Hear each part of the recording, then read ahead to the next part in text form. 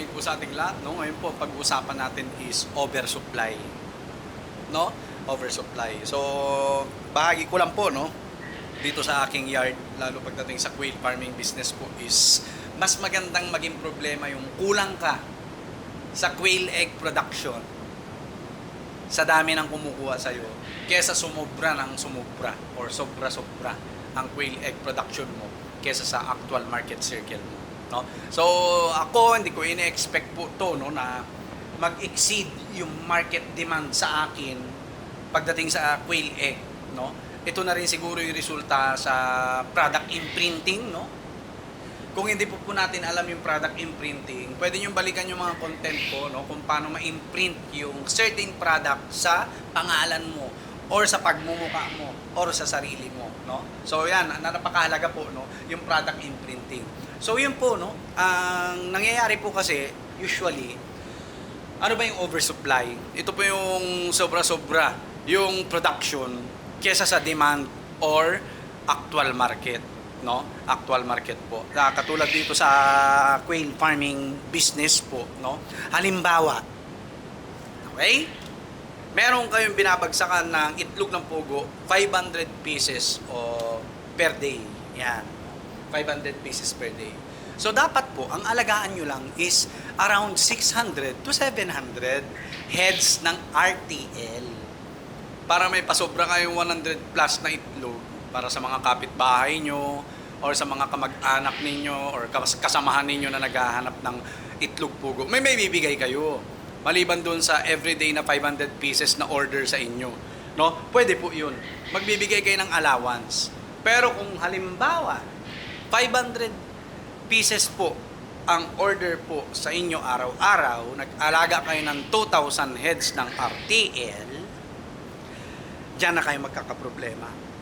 Hindi lang po kayo yung magkakaproblema, pati kami na mga backyard quail racer, no? Bakit? Ganito po 'yan, no? Ang siste, ang mangyayari po, sobra-sobra kayo ng 1,500 eggs a day, no? Sabihin na natin mabibigay nyo lang po sa mga kapitbahay, kasamahan at mga nagda-drop by sa yard po ninyo is 500. May sobra pa kayong 1,000 eggs, no? Hindi nyo na alam kung saan nyo ilalagay, no? Kahit na ilako ninyo sa gusto nyong presyo, hindi nyo maibigay, no?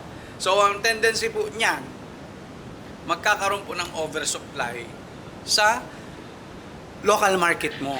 Ano po ba yung local market? Local market ko is around Castillejos. Ayan, no? Kasamahan ko, kapitbahay ko, kamag-anak ko, mga schools, yung canteen, yan, meron na tayong sinusupplyan talaga, no? Yan po yung local market ko.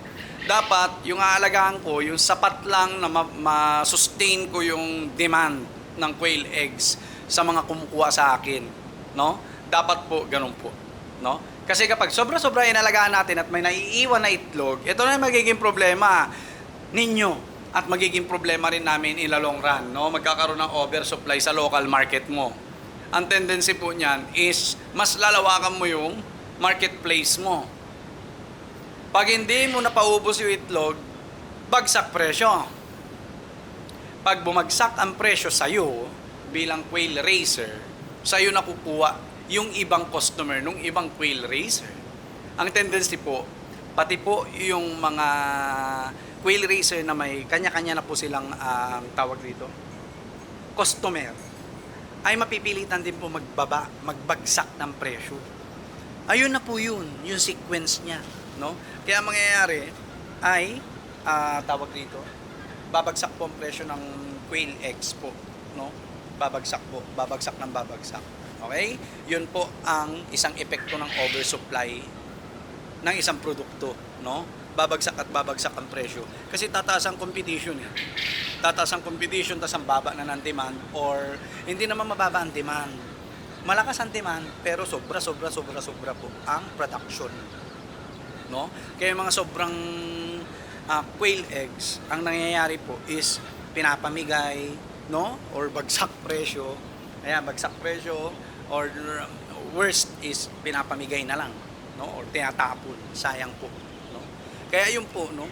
Hindi lang po kayo yung maaapektuhan sa oversupply, no? Pati po kaming mga backyard quail raiser po is apektado, no? Kasi kung makukuha nyo po yung mga customer namin dahil mas mababa ng bigayan ninyo, mapipilitan na rin kami magbaba ng presyo.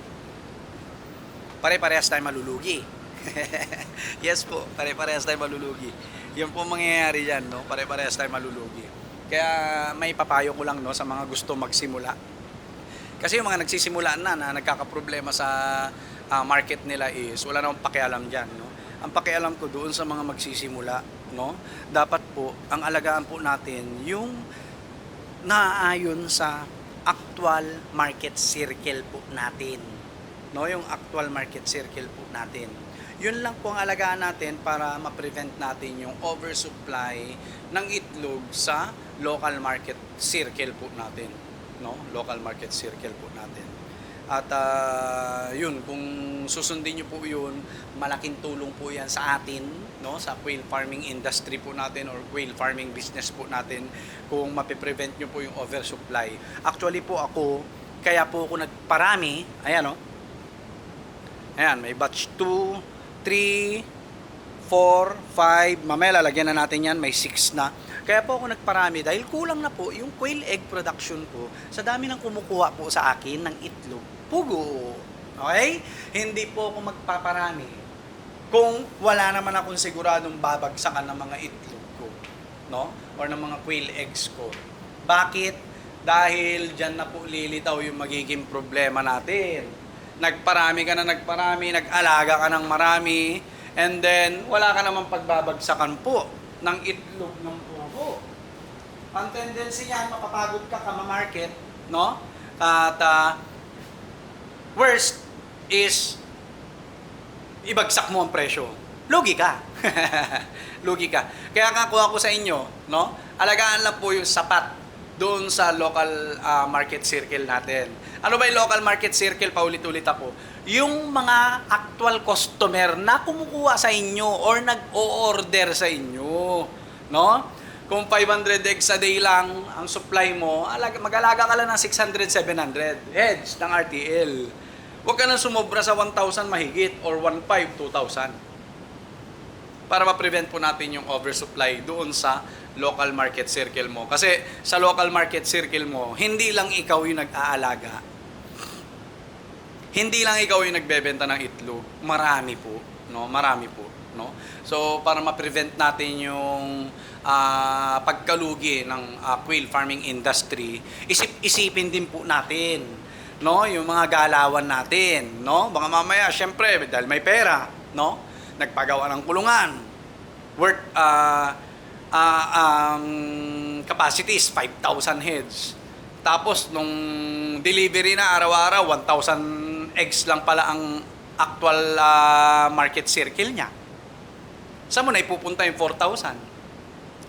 Para mabilis mai-dispose, babagsak mo yung presyo. Yung mga customer ng ibang mga quail raiser, lilipat na sa'yo. Dahil mas mababa na yung bigay mo, piso isa. O kaya 2 piso. O, di ba? So, pare-parehas po tayo malulugi. Isip-isipin nyo po yung mga galawan ninyo, no? Yung mga galawan ninyo, dapat pinag-iisipan. Huwag nyo lang pong isipin yung sarili ninyo, no? Isipin nyo yung industry natin. Gaano siya tatagal na makasustain ng buhay nating mga raiser po, no? Mahirap po pumasok sa isang business na talagang wala ng market or meron ng overproduction. Mahirap pumasok po sa isang business na may overproduction na. Kasi ang tendency niyan is bagsak ang presyo, mataas ang competition. Ayan, mataas ang competition. No? Kaya kung hindi mo gagalingan mag-market, nganga ka, no? Nganga ka talaga. And yun po, no? I-remind ko lang, lalo dun sa mga nag-o-order sa atin ng mga RTL or day old chick, start small.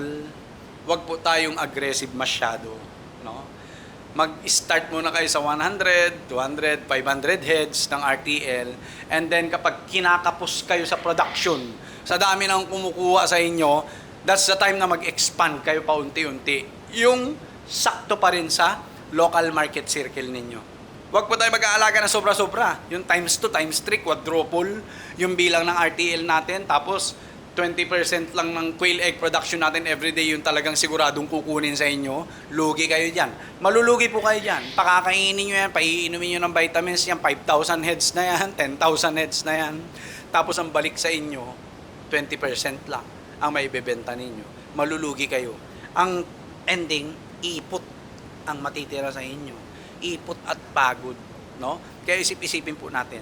Isip-isipin po natin yung mga galawan natin, no? Huwag natin isipin yung sarili lang natin nakikita ng malaki.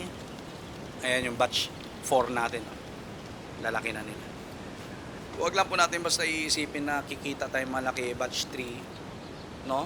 Ang isipin po natin is paano tatagal itong quail farming industry makasustain ng buhay ng isang pamilya, no? Okay? Kasi in the long run tayo rin ang apektado, no? Tayo rin ang apektado. Ayan, i-share ko lang, no? Actually, sa manok po mas malala, no? Bakit? 2 to 3 years. Kapag marami nag-alaga ngayon ng RTL, sobra-sobra, 50%, 30% sa actual market demand ng buong Pilipinas. 2 to 3 years pa yan bago mag-subside yung effect niyan. Kung lahat matigas, no? Nakita na nilang lugi na, ayaw pa rin ikaling. Ayan, no? 2 to 3 years sa manok. Pero po sa pugo, 10 to 12 months lang po. Kaya mag-isip-isip po kayo, no? So, mamaya, i-discuss po natin ano ba ang purpose ng force culling, no? Yan, ituturo ko rin po kung ano ang magandang maidudulot ng force culling sa ating mga layers. Mapamanok man yan o pugo. Alright, so yun lang po. God bless po sa ating lahat. Peace!